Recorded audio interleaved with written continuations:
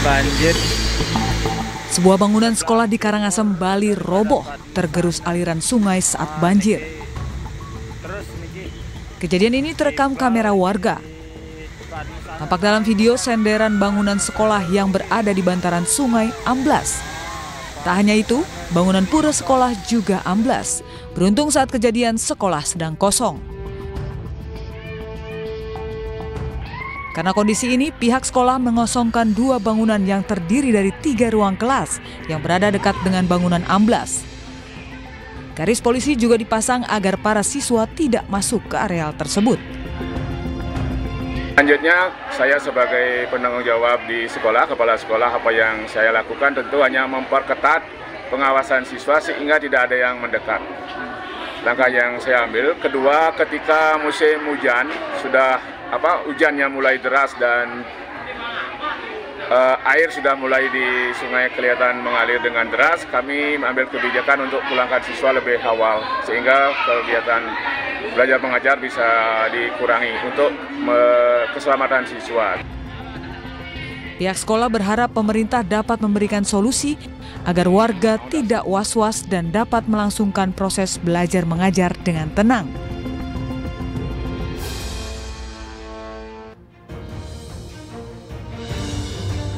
Selamat malam, apa kabar pemirsa? Sebuah sekolah roboh akibat tergerus aliran sungai deras saat banjir di Karangasem, Bali menjadi pembuka jumpa kita di iNews Prime. Hakim marah saat mendengar kesaksian tersangka pembunuhan Brigadir Yosua Ricky Rizal. Hakim menganggap seluruh kesaksian Ricky Rizal dalam sidang tidak masuk akal. Saya Abraham Silaban, Anda menyaksikan iNews Prime.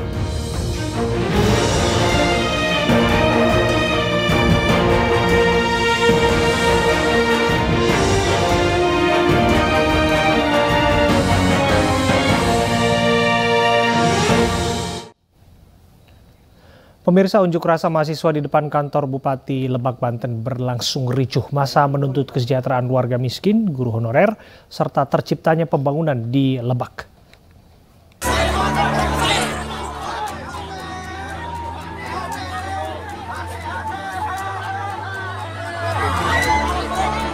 Aksi unjuk rasa mahasiswa di depan kantor Bupati Lebak, Banten berlangsung ricuh. Massa marah karena setelah beberapa jam demo tidak mendapat respons dari pemerintah daerah. Massa meminta pertanggungjawaban Bupati dan Wakil Bupati atas tidak terciptanya pembangunan di Kota Lebak. Selain itu, tingkat kesejahteraan tenaga pendidik honorer di Kabupaten Lebak sangat perlu diperhatikan.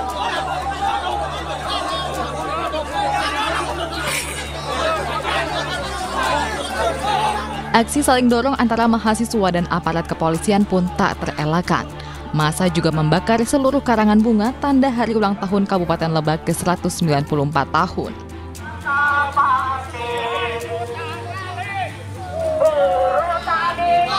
Massa menilai wacana percepatan pemulihan ekonomi yang selalu digaungkan oleh pemerintah sampai saat ini masih belum dirasakan oleh masyarakat Lebak, meski arus investasi adanya pabrik perusahaan swasta telah masuk di Kota Lebak. 2 minibus dan 2 unit sepeda motor terlibat kecelakaan beruntun di kawasan Kramat Jati, Jakarta. 1 penumpang motor yang merupakan anggota TNI tewas di lokasi kejadian, sedangkan 2 pengendara motor luka-luka.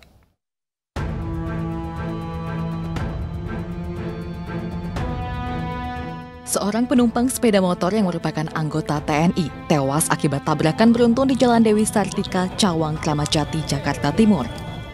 Sedangkan anak korban yang mengendarai sepeda motor serta 1 pemotor lainnya yang merupakan pengemudi ojek online mengalami luka pada bagian kaki dan pinggang. Kejadian berawal saat korban bersama anaknya berkendara dari arah Jatinegara menuju Cililitan. Dari arah belakang, sebuah minibus menabrak korban hingga terhimpit di antara 2 minibus yang berada di depan dan belakangnya. Diduga pengemudi minibus yang menabrak korban hilang konsentrasi, bahkan sebelum menabrak korban, minibus menaiki pembatas jalan. Dari belakang kenceng banget. Ada 3 orang ini saya lihat tadi. Jadi nabrak mobil Bapak ya? Iya. Nabrak mobil, saya nabrak mobil depan tapi mobil depan langsung kabur. Jenazah korban langsung dievakuasi ke rumah sakit. Akibat kecelakaan, arus lalu lintas sempat mengalami kemacetan. Jenazah korban kecelakaan bus wisata di Sarangan, Magetan langsung dimakamkan setelah tiba di kota Semarang, Jawa Tengah. Selain korban meninggal, korban luka-luka juga dipindahkan ke Rumah Sakit Wongsonegoro, Semarang.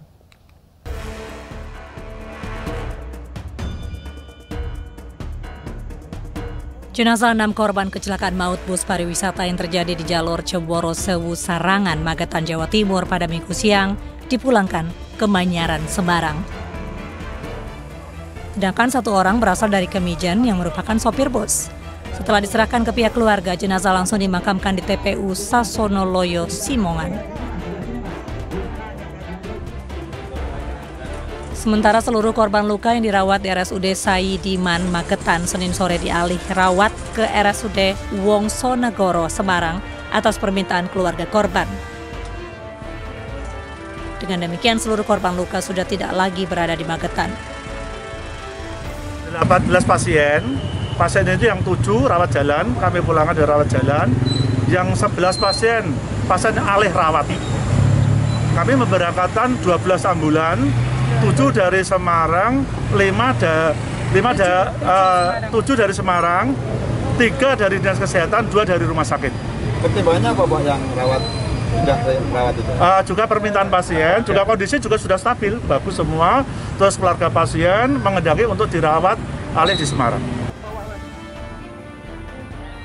Sebelumnya kecelakaan lalu lintas terjadi di jalur Cemoro Sewu Sarangan, Magetan, Jawa Timur Minggu siang.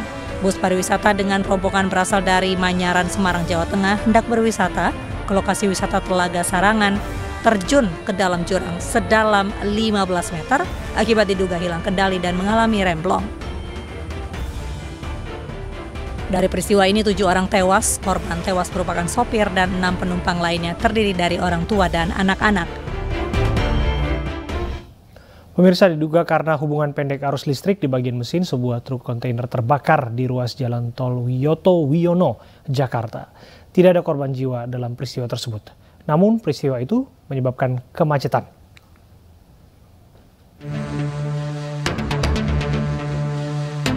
Sebuah truk kontainer terbakar di ruas tol Wiyoto Wiono, kilometer 22 Jakarta, Senin siang.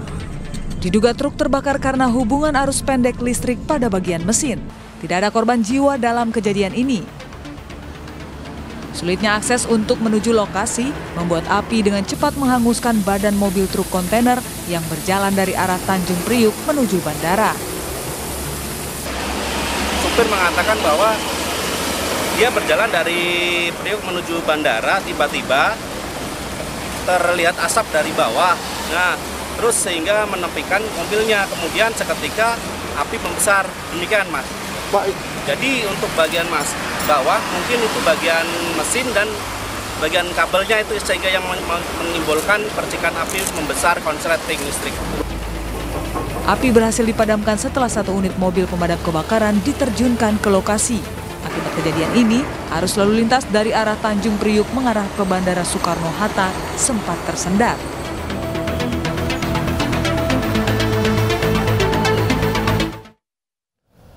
Wanda Hamidah menyambangi Mabes Polri meminta keadilan atas kasus eksekusi rumahnya yang berada di kawasan Menteng, Jakarta. Pada Mei 2022, baku hantam mewarnai proses eksekusi rumah keluarga Wanda Hamidah.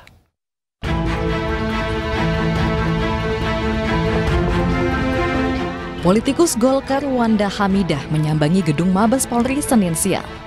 Kedatangan Wanda bertujuan menuntut keadilan kepada polisi atas kasus eksekusi rumah keluarganya yang bersengketa. Pada November lalu, Wanda Hamidah melaporkan kasus yang berkaitan dengan penertiban SHGB nomor 1000 Cikini dan SHGB nomor 1001 yang dimiliki Yapto Suryo Sumarno. Semoga ada jalan keluar yang terbaik, yang sebaik-baiknya dan yang seadil-adilnya. Sebelumnya pada Mei 2022, aksi saling dorong hingga baku hantam mewarnai proses eksekusi rumah keluarga Wanda Hamidah yang berada di Jalan Cimandiri, Menteng, Jakarta Pusat. Rumah yang dihuni puluhan tahun oleh keluarga Wanda Hamidah disebut merupakan aset milik Pemprov DKI Jakarta. Sementara itu, para penghuni menilai eksekusi merupakan tindakan sewenang-wenang tanpa proses penyelesaian yang santun. Pemirsa, Polres Metro Jakarta Selatan menemukan unsur pidana dalam kasus pembuatan konten video terkait laporan kekerasan dalam rumah tangga yang dilakukan pasangan selebritas Baim Wong dan Paula Verhoeven. Setelah dilakukan gelar perkara, penyidik menaikkan status penanganan kasus ini dari tahap penyelidikan ke tahap penyidikan. Penyidik Satuan Reserse Kriminal Polres Metro Jakarta Selatan menaikkan status kasus pasangan suami istri Baim Wong dan Paula Verhoeven dari tahap penyelidikan ke penyidikan dalam kasus pembuatan video prank kekerasan dalam rumah tangga. Perubahan status penanganan perkara dilakukan setelah penyidik menemukan unsur pidana usai melakukan gelar perkara dan pemeriksaan saksi ahli. Meski demikian, penyidik belum menetapkan Baim Wong dan Paula sebagai tersangka karena penyidik masih membutuhkan keterangan dari beberapa saksi. Kasus yang dilaporkan tentang prank yang di Kebayoran Baru sekarang masuk tahap penyidikan. Jadi untuk sementara ini kita sudah memeriksa 2 orang anggota polisi di waktu kejadian, kemudian 1 orang pelapor hari ini jam 1. Ya, yang diduga pasal 220 KUHP, ya. Jadi ancamannya 1 tahun 4 bulan. Untuk yang UIT-nya? Itu masih ditangani oleh subnet lain. Siap. Karena ada 3 laporan ya, Bu? Ya, 3 laporan. Itu baru 1 yang... Kita beralih ke informasi lainnya. Pemirsa, pernikahan putra bungsu Presiden Jokowi Kaisang Pangarep Erina Gudono akan segera digelar. Berbagai persiapan pun masih dilakukan. Presiden Jokowi meminta maaf kepada masyarakat jika nantinya terganggu dengan kehadiran ribuan tamu yang akan hadir dalam pernikahan dan ngunduh mantu.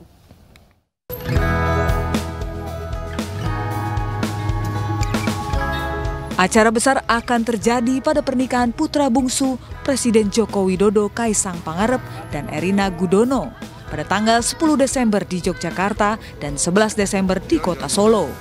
Kedua kota ini akan disibukkan dengan kegiatan sakral penuh dengan nuansa Jawa. Royal Ambarukmo di Yogyakarta akan menjadi saksi akad nikah, sementara Pura Mangkunegaran di Kota Solo akan menjadi venue tasyakuran ngunduh mantu.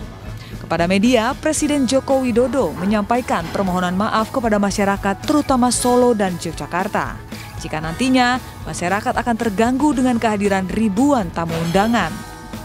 Pada masyarakat, baik yang di Jogja maupun yang di Solo, atas pernikahan Kaisang dan Erina, apabila nantinya di dalam acara tersebut mengganggu perjalanan, mengganggu lalu lintas yang ada, sekali lagi kami ingin mohon maaf yang sebesar-besarnya kepada seluruh masyarakat di Jogja maupun di Solo. Moga-moga nggak ada yang terganggu, tapi kalau ada, kami mohon maaf yang sebesar-besarnya. Hingga kini rangkaian persiapan pernikahan putra bungsu Presiden Joko Widodo Kaisang Pangarep dan Erina Gudono masih terus dilakukan. Salah satunya tenda di depan rumah Erina Gudono di Kampung Purwosari, Kapanewon Melati, Sleman, Yogyakarta.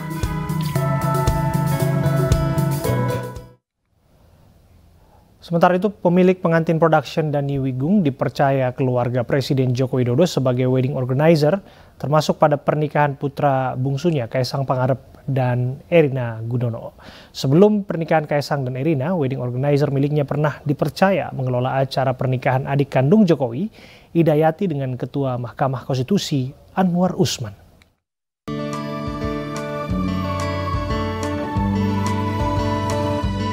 Rangkaian persiapan pernikahan putra bungsu Presiden Joko Widodo, Kaisang Pangarep dan Erina Gudono terus dilakukan.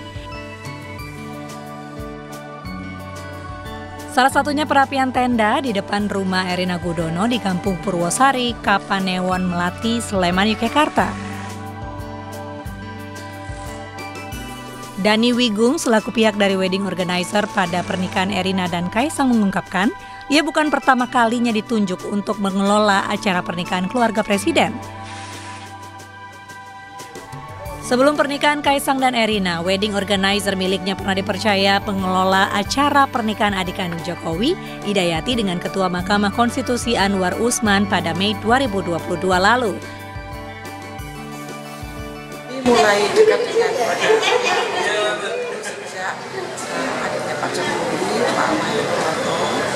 Waktu itu mantu 2 kali, kami juga dipercaya mendampingi. Kemudian akhirnya Pak Jokowi lagi, Ibu Hidayati yang menikah Bapak Anwar Usman, Ketua Mahkamah Konstitusi.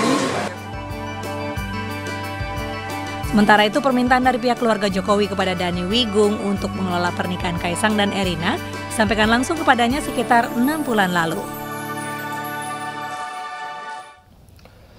Pemirsa, seorang balita berusia 1 tahun menjadi korban salah tembak sasaran. Kami akan hadirkan informasinya saat lagi untuk Anda.